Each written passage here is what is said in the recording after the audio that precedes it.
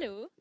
So this one, now we've talked about attribution, I think it's really difficult to not talk about retention in the customer journey.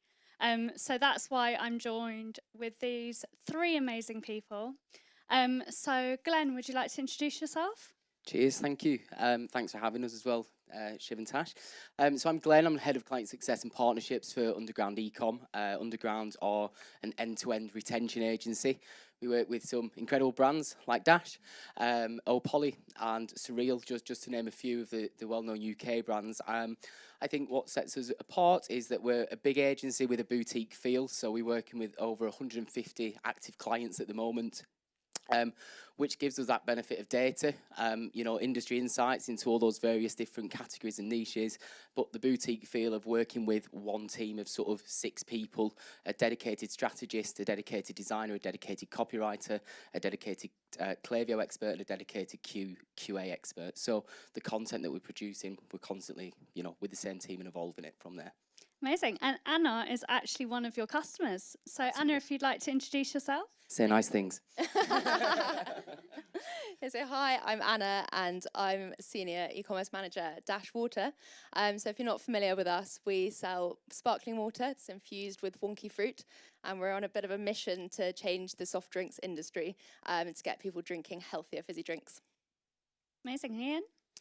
Very good. So I'm Ian Madigan. I'm the Head of Partnerships at Dataships, where our slogan is growth through compliance. The main metric we measure is marketing consent rate. So of all the customers that come through the merchant's website, what percentage of those can you market to? By presenting the most optimal data privacy laws, we significantly increase that marketing consent rate. So while the merchants will do a great job with their agencies in driving customers to their website, do an even better job in converting those potential customers into paying customers, where Dataships sits is at the checkout and ensuring that you can market to as many of those customers, and then hopefully we pass those customers over to Glen. Glen can work his magic at Underground eCom and ensure that as many of those customers get remarketed to and repurchased on your website. Amazing. And Ian, let's start with you then. Why is consent so important? And I think it's actually a topic that not a lot of brands really have a lot of time or thought goes into. Yeah, so for us at Dataships, we were founded in compliance, but to be totally honest with you, I'm not overly passionate about data privacy itself. That's a shock. So, but what I am passionate about is that data privacy laws don't hold back the merchants, because it's getting harder and harder out there. We've seen the changes around cookies. It's much harder to track customers coming to your site, what they're viewing, what they could potentially be purchasing. The cost of acquiring new customers, the meta ads getting more expensive. So ultimately, what's really valuable and has become more valuable over the last few years is first-party data and the email and SMS numbers that businesses do own. So what we do is we try and take the headache away, like data privacy. Can you use a pre-tick box? Can you not? The rules in Germany, the rules in France, the rules in the States. It's very tough for merchants to navigate that. And what we do at Dataships is, through our knowledge of the data privacy laws, we want to ensure that you're getting as many of your customers opting in or effectively opting in for both email and SMS marketing. Amazing. And Anna, a lot of brands in the room today, so I'd love to get your thoughts on Dash's success on the retention, your journey with retention, and also quite unique being a fast food and beverage brand. It's great to hear your journey. Yeah, absolutely. So for us, subscriptions are really key part of our business. For us, they have a lifetime value of about 4 times that of one-time purchases. So we really take care to nurture those customers. We are constantly optimizing for that.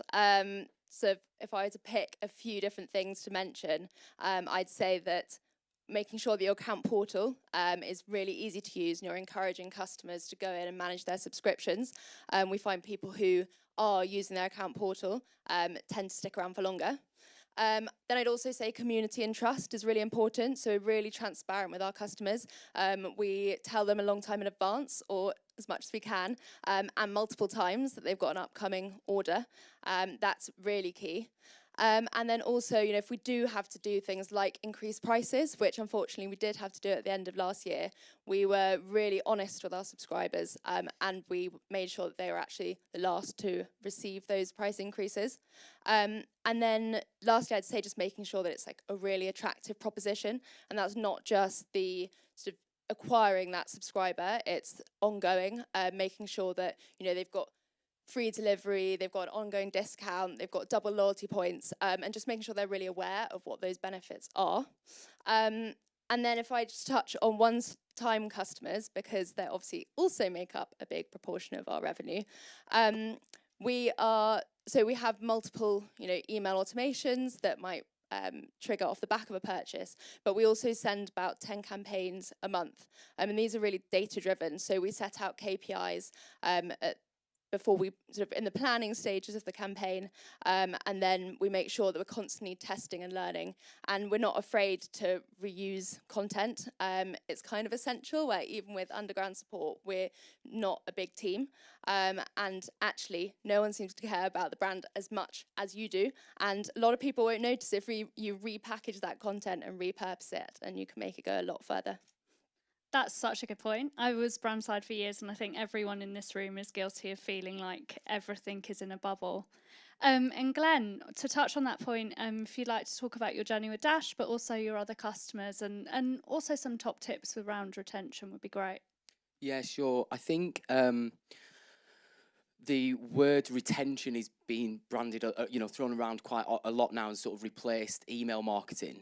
So I think that's a real, you know, focus point, that email doesn't equals retention, and Dash did an amazing job at this, you know, pulling on all those key levers as part of the retention piece. So, you know, email, SMS, loyalty, subscription, referral, you know, the list goes on. And I think really looking at all these individual levers in silo to think how can you fully optimize each one of those journeys from the customer's perspective, but also tie them in all together. And I think, again, something that Dash do very, very well is having super personalized conversations with the different audiences, you know, really segmenting your subscriber base based on who's bought from you once, who's bought from you a couple of times, who's bought from you 6 months ago, and never again since. So I think, you know, just having that, I think this is probably where us as an agency are able to add the most value to our brands, is by taking a sort of strategic look at the account and sort of doing a 6-month roadmap and a plan of what you should do, especially for brands with a lot of SKUs. You know, email is a never-ending pit of things to do: cross-sells, upsells, product recommendations. So really looking at that again, that journey mapping, and seeing how we can fast track that success and you know, grab all the low-hanging fruit, I guess.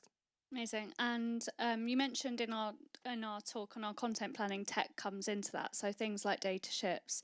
And what are your predictions for the future of retention, email, all of those things?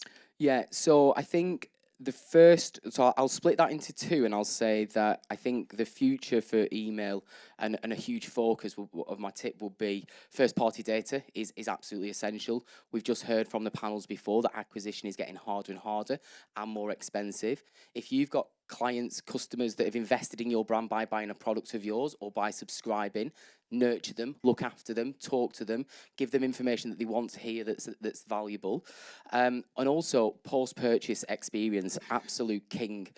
Post-purchase experience is email's a great vehicle to do that. How many people in here send surveys to their subscriber list asking them about the product and what they do and, you know, what you should be doing going forward?